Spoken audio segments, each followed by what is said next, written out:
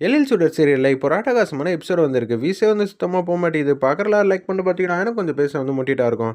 நம்ம எழில் வந்து அப்படியே சோகமா வந்து இருக்காங்க. அம்மாவ கூட்டிட்டு வரப்போறோம். தயவு செஞ்சு இனிமேட்டாவது வந்து அம்மாகிட்ட கோவப்படக்கூடாது. அம்மா ஆசை எல்லாத்தையும் நிறைவேத்தணுங்கிற மாரி சொல்றப்ப, எனக்கு ஏகப்பட்ட ஆசையெல்லாம் இருக்குப்பா. அம்மா அதெல்லாம் நான் ஒண்ணு ஒண்ணா நிறைவேத்துறேம்மா. எனக்கு எந்த பிரச்சனையும் இல்லன்னோனே, இப்போதைக்கு நீங்க எதுவும் பேசாதீங்க. ரெஸ்ட் எடுங்க. வீட்டுக்கு போனோனே நீங்க எதுவா இருந்தாலும் சொல்லுங்க. நான் பேசுறது எல்லாத்தையும் வந்து கேட்குறேம்மா அப்படின்னு சொல்லிடுறாங்க அந்த இடத்துல. நம்ம எழிலு, சரிப்பா அப்படின்னு சொன்னோன்னே, வீட்டுக்கு வந்து மாசா வந்துடுறாங்க. அந்த இடத்துல ஆர்த்தி வந்து எடுக்குறாங்க. சுடரு, "சுடர வரக்கூடாதெல்லாம் சொல்லக்கூடாதுப்பா" அப்படின்னு சொன்னோன்னே, "சரிம்மா உங்க விருப்பம். சுடர் இந்த வீட்ல தான் இருக்கணும்னா, நான் என்னம்மா கேட்க போறேன்? சுடர் நீ உள்ள வரலாம். அம்மா தான் விருப்பத்த தான் நான் நிறைவேத்துறேன்னு சொல்ட்டேன்ல. அப்புறம் என்னன்னோனே" அவங்க வராங்க. உள்ள வந்து நம்ம சுடர் வந்து ஆர்த்தி வந்து எடுக்குறாங்க. ரொம்பவே சந்தோஷப்படுறாங்க அந்த இடத்துல. நம்ம கனகவள்ளி பாட்டி, அம்மா ரொம்ப ஹேப்பியா இருக்காங்க. இது மாரி அம்மா எப்படி எப்படியெல்லாம் ஹேப்பியா இருக்க முடியுமோ, அதெல்லாம் நம்ப தான் பத்திரமா வந்து பார்த்துக்கணுங்கிற மாரி சொன்னோனே, சுடர் வந்து கூட்டிட்டு போறாங்க. நம்ப கனகவள்ளி பாட்டிய, "ஐயா, ஒரே ஒரு நிமிஷம் ஐயா.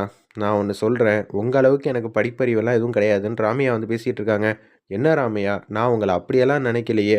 நீங்களும் இந்த வீட்டோட ஒரு அங்கம் தான். உங்களுக்கு ஏதாவது ஒரு குறை இருந்தாலும் சொல்லுங்க. நான் நிறைவேத்தி வைக்கிறேன். நான் இந்த சந்தர்ப்பத்த பயன்படுத்திக்கிட்டு ஒரு விஷயம் கேட்க போறேன் ஐயா. நீங்க நிறைவேத்துவீங்களா?" அப்படின்னு சொல்றாங்க.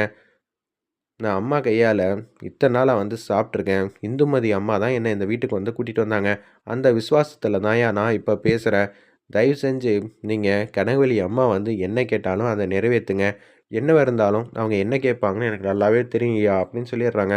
சுடரும் நீங்களும் ஒத்துமையா இருக்கணும். இதத்தான் அவங்க வந்து விரும்புவாங்க.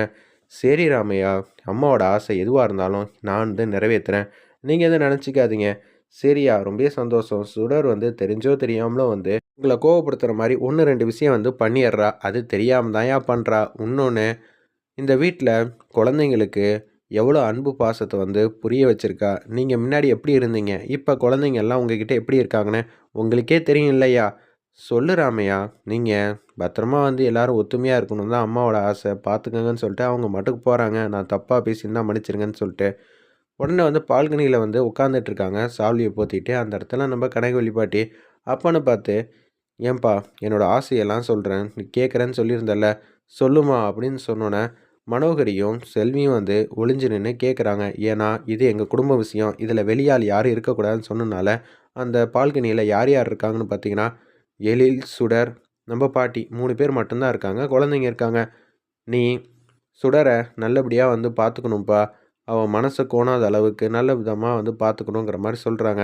"சரிம்மா, எந்த பிரச்சனையும் இல்ல. சுடர் ஆசைப்பட்ட மாரி இந்த வீட்ல வந்து இருப்பா" அப்படின்னு சொல்றாங்க. "நான் அத மட்டும் சொல்லலப்பா. நான் சொல்றது முதல்ல கேளு. நீங்க 2 பேரும் வந்து ஹஸ்பண்ட் அண்ட் ஒய்ஃபா வந்து சேர்ந்து வாழணும். அப்படி வாழ்ந்தா மட்டும் தான் என் உடம்பு பழையபடி ஆகுங்கிற" மாரி அந்த இடத்துல பேசுறாங்க. "எனக்கும் எந்த பிரச்சனையும் இல்லாம இருக்கும். இதான் என்னோட ஆசை. பழையபடி நான் வரணும்னு நீ ஆசைப்பட்டன்னா, என்னோட ஆசைய வந்து நிறைவேத்தி வைப்பா" அப்படின்னு சொல்லிடுறாங்க அந்த இடத்துல. நம்ம கனகவள்ளி பாட்டி உடனே, "சரிம்மா, என்னம்மா வேணும்? நாங்க 2 பேரும் சேர்ந்து வாழணும். அவ்வளோதானே? இதானே உங்க ஆசை? இந்த ஆசைய வந்து நான் நிறைவேத்துறேங்கிற" மாரி அந்த இடத்துல வந்து சொல்லிடுறாங்க நம்ம எழிலு. இத கேட்டோனே வந்து பேரதிர்ச்சியாயி நிக்கிறாங்க. மனோகரியும், செல்வியும். ஏன்னா இவங்க என்ன பேசுறாங்கன்னு ஒட்டு கேட்டாகணும்ல.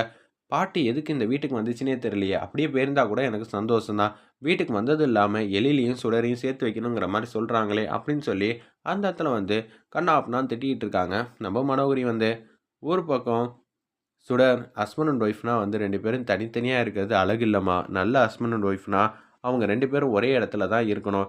சுடர் இனிமேட்டு எழில் ரூம்ல தான் இருப்பா. உன் திங்க்ஸ் வந்து கீழேருந்து எடுத்துட்டு போயிட்டு எழில் ரூம்ல வந்து வச்சுக்கம்மான்னு சொன்னோனே, "சரிம்மா நான் ஒத்துமையா வந்து இருக்கோம்மா. உங்களுக்கு என்ன பிரச்சனையா இருந்தாலும் நான் பார்க்குறேம்மா" அப்படின்னு சொல்லிடுறாங்க. "சுடர் உனக்கு என்ன தேவை இருந்தாலும் என்கிட்ட கேட்காதம்மா. இனிமேட்டு எழில்ட்ட கேளு. அவனே உனக்கு பத்திரமா வந்து எல்லாமே வாங்கி குடுப்பாங்கிற" மாரி சொல்றாங்க.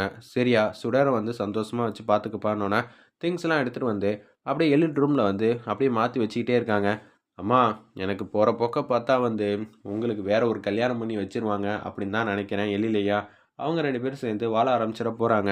பசங்கள ஆல்ரெடி வந்து கைக்குள்ள போட்டுக்கிறதெல்லாம் சுடருக்கு ஒரு பெரிய வித்தெல்லாம் கிடையாது. ஈஸியா வந்து செஞ்சுருவா. நம்ப தான் கடைசி வரைக்கும் திட்டம் போட்டு போட்டும் தோக்க போறோம். இல்ல, நான் ஜெயிக்கிறதுக்காக தான் இங்க இருக்கேங்கிற மாரி மனோகரி வந்து பேசுறாங்க. வெயிட் பண்ணி பார்ப்போம்.